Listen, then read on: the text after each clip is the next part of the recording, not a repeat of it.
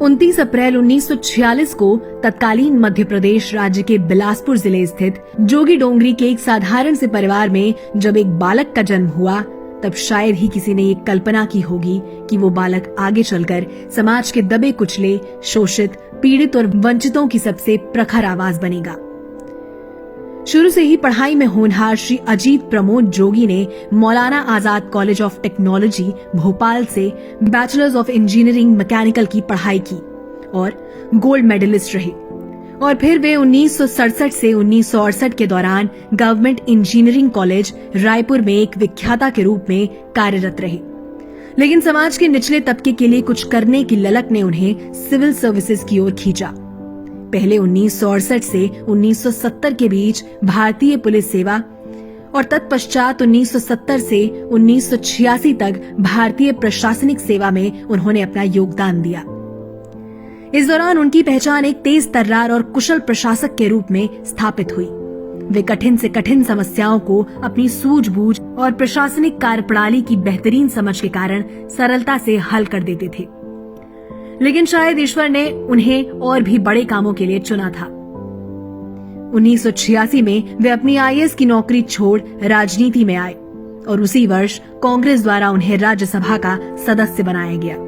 1986 से 1998 तक राज्यसभा का सदस्य रहने के बाद वे 1998 के आम चुनावों में मध्य प्रदेश की रायगढ़ सीट से सांसद बने। इस दौरान वे पार्टी के कई महत्वपूर्ण पदों पर भी आसीन हुए।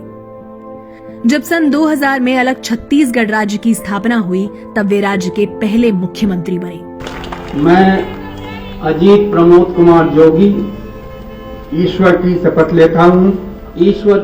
लेता हूँ कि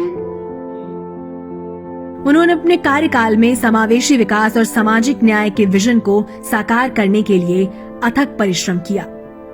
पर 2004 के लोकसभा चुनाव के दौरान हुए एक हादसे के बाद उन्हें व्हीलचेयर का सहारा लेना पड़ा। लेकिन इस भीषण दुर्घटना के बाद भी वे लोक सेवा में सदैव समर्पित रहे।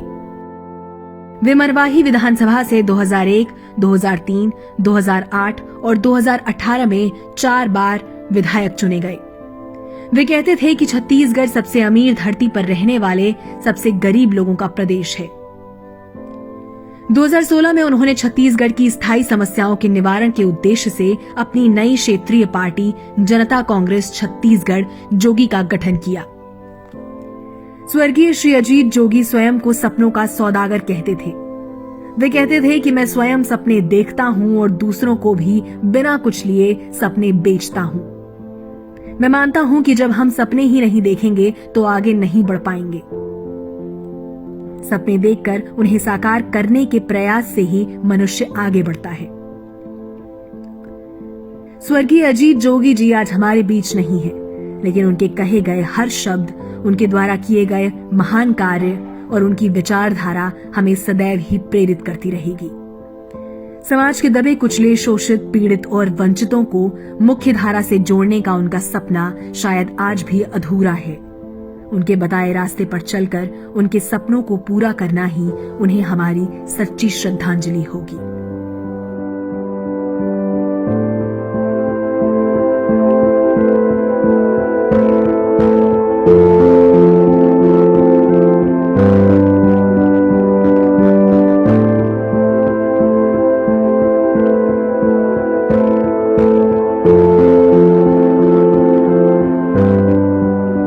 जोगी जी अमर रहे।